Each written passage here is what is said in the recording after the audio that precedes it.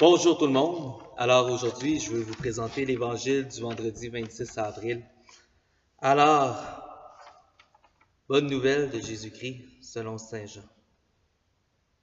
En ce temps-là, Jésus se manifesta encore aux disciples sur le bord de la mer de Tibériade. Et voici comment. Il y avait là, ensemble, Simon-Pierre, avec Thomas, appelé Didyme, c'est-à-dire jumeau, Nathanaël de Cana de Galilée, les fils de Zébédée et deux autres de ses disciples. Simon-Pierre leur dit, « Je m'en vais à la pêche. » Ils lui répondirent, « Nous aussi, nous allons avec toi. » Ils partirent et montèrent dans la barque. Or, cette nuit-là, ils ne prirent rien. Au lever du jour, Jésus se tenait sur le rivage, mais les disciples ne savaient pas que c'était lui. Jésus leur dit, « Les enfants, auriez-vous quelque chose à manger? » Ils lui répondirent, « Non. » Il leur dit, « Jetez le filet à droite de la barque, et vous trouverez. » Ils jetèrent donc le filet. Et cette fois, ils n'arrivaient pas à le tirer, tellement il y avait de poissons. Alors le disciple que Jésus aimait dit à Pierre, « C'est le Seigneur. » Quand Simon-Pierre entendit que c'était le Seigneur, il passa un vêtement, car il n'avait rien sur lui, et il se jeta à l'eau. Les autres disciples arrivèrent en barque, traînant le filet plein de poissons. La terre n'était qu'à 100 de mètres. Une fois descendus à terre, ils aperçoivent, disposé là, un feu de braise avec du poisson posé dessus et du pain.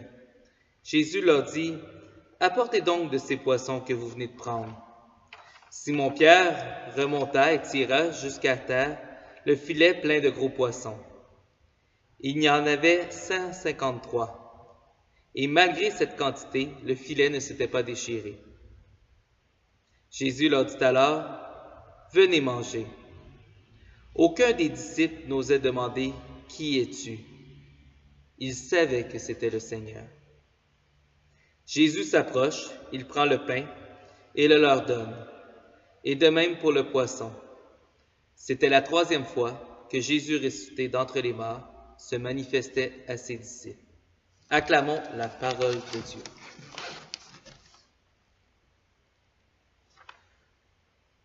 Est-ce une histoire de pêche ou une histoire d'évangélisation? Il serait simple de voir en Jésus un des meilleurs conseillers chasse et pêche de l'histoire. Il est peut-être encore plus intéressant de le voir comme le maître d'œuvre, la clé de voûte de toute œuvre d'évangélisation. La barque, le bateau, a souvent été pris comme une image de l'Église, les poissons comme symbole des chrétiens. Et je crois qu'on est avant tout dans un récit de cet ordre-là. Le Christ ressuscité, maître d'œuvre de l'évangélisation, Jésus-Christ ressuscité, qui est aussi celui qui invite à un déplacement. Jetez votre filet à droite. Un déplacement, un changement, et un changement qui va mener à une fécondité exceptionnelle. Alors, je crois qu'il est heureux de relire cette histoire-là, peut-être à plusieurs reprises, mais non plus en ayant ce regard de pêche miraculeuse au premier degré, mais bel et bien d'y voir une œuvre d'évangélisation avec un succès sans comparable. Et de peut-être se laisser interpeller comment le fait de remettre au Christ sa place de maître d'œuvre de l'évangélisation peut porter du fruit dans notre ministère aujourd'hui.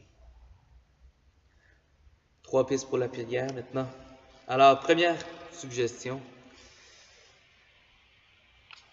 Est-ce que je joins mes efforts à la mission et avec quel enthousiasme ou spontanéité?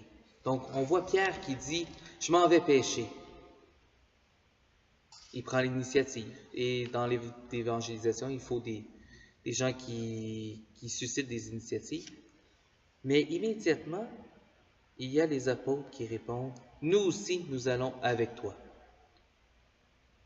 Alors, quelle place je prends et quelle est mon implication dans cette tâche, dans cette œuvre d'évangélisation?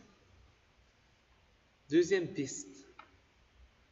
Jetez le filet à droite et vous trouverez.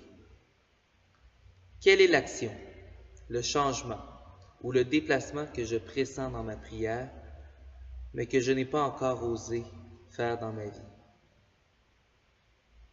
Prenez le temps d'entrevoir ce changement, cette prière, et de l'offrir, de le prier. Dernière piste pour la prière, c'est cette dernière scène où Jésus invite ses apôtres. Venez manger. Je vous invite à imaginer la scène, la chaleur humaine qui se dégage un peu du portrait, du tableau. Et cette certitude que c'est le Seigneur.